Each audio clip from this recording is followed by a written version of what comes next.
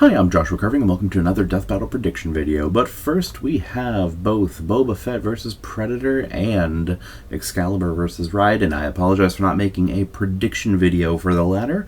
But one, it was a bonus episode. Two, it was coming out in like 1 week after it was announced. And three, yeah, that's a full-ass MMO. Those are very hard to research in terms of, they usually aren't the best documented things in terms of like its story and like the feats and stuff like that.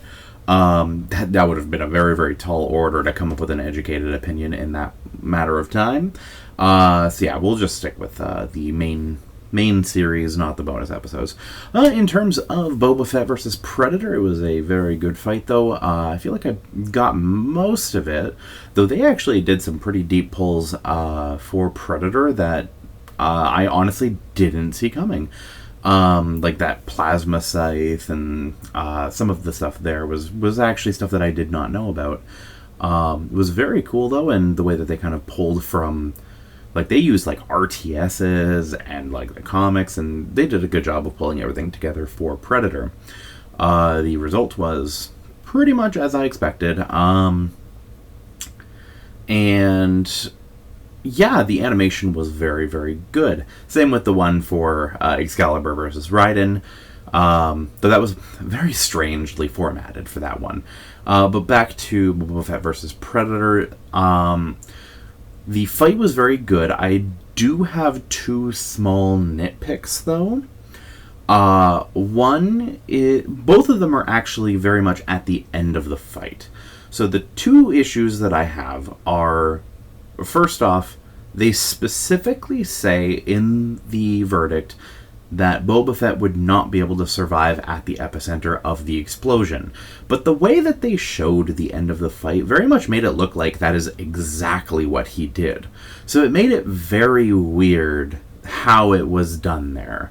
I'll give my fixes for the two after the second one.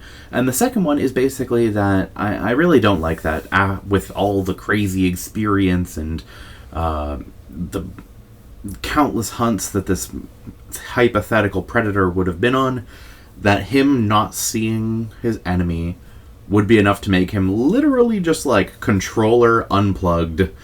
I'm gonna stand here and just look around like an idiot. Like, they could have done that a lot better in terms of just conveying that part. Like, my fixes for the two things are basically this. Don't have the predator just like stop, because it could have easily swung down on where Boba Fett was and won the fight. So what I would have done is have him do the swing, and then Boba Fett like rolls out of the way, and then it's in the fire there that he loses track of Fett. So it's like, it would actually be something where he would lose him, not like, oh, I guess I don't know where he is, guess I'll die. The second thing is a lot easier, is just have him start getting away from him. Just have him leave. It wouldn't have taken very much extra time, I don't think, and it would have caused a lot of the confusion surrounding the ending to kind of go away. Like, I did see a bit of confusion from some reaction videos and stuff like that, just centered around that part. But now we have the long-awaited fight that we've all been waiting for. It's James Bond versus Jason... Oh, fuck. Okay. So it's not James Bond versus Jason Bourne. I thought that was almost guaranteed to be what James Bond was going to be getting, but instead we have John Wick. Ultimately, I don't think it goes any differently. I actually think that, reasonably speaking, Jason Bourne versus John Wick would have actually been a very close fight. But in this case, yeah, James Bond kind of claps. I don't think that you can really make too much of an argument for John Wick. The most that you can make in terms of an argument is the fact that both are still ultimately human, and if Wick shoots Bond, he can kill him. So it's not like it's not like Wick can't win. It's just that if you actually utilize research, Wick doesn't really have much of a chance. So first off, you have the fact that both of them are fairly grounded, but Bond is actually the one who goes up above that with characters like Jaws, who can, like, survive explosions and, like, jumping out of planes without parachutes, and, like, Bond can hurt this guy, and so you do have a little bit of that superhuman edge kicking in. So that is a severe strength advantage, where for the most part Wick only really has, like, fairly human capabilities. Like, I can't think of too many times where he actually does something, like, ridiculously superhuman. Both of them have, like, dodging gunfire, so I think speed should be roughly equal.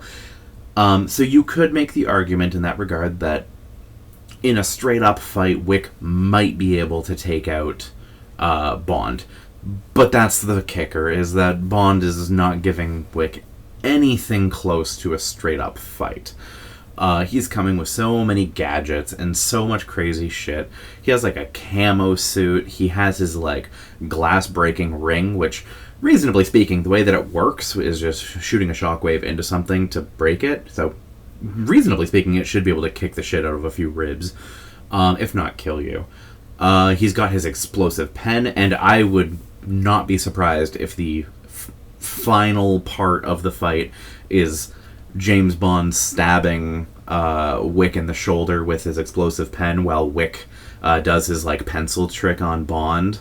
And then, like, the two are standing there, and then the fucking pen explodes and kills Wick. I'm banking on that being the kill shot. Or actually not being the kill shot, but just incapacitating Wick so that they can do the classic gun barrel sequence. I will be very sad if they don't reference the gun barrel sequence in some way. But then you basically have, like, all of the extra shit, like his explosives, his, like, his cars. He's got jetpacks, a grappling hook. He's got so much of a mobility advantage and an arsenal advantage. While Wick is kind of just nothing that Bond hasn't fought before. Wick is basically just, like, the really strong goon that any given villain has in his series. But, like, if they give Bond any of his cars, then it's just a fucking gone. Because, like, let's take, for example, the car from Die Another Day. What exactly is Wick going to do against a invisible, bulletproof car that can self-drive to Bond, has machine guns, has rockets, and can drive up, like, icy surfaces, like, diagonally? Like, is he gonna shoot it? No. Is he gonna pencil it? No. He just has no answer for something like that.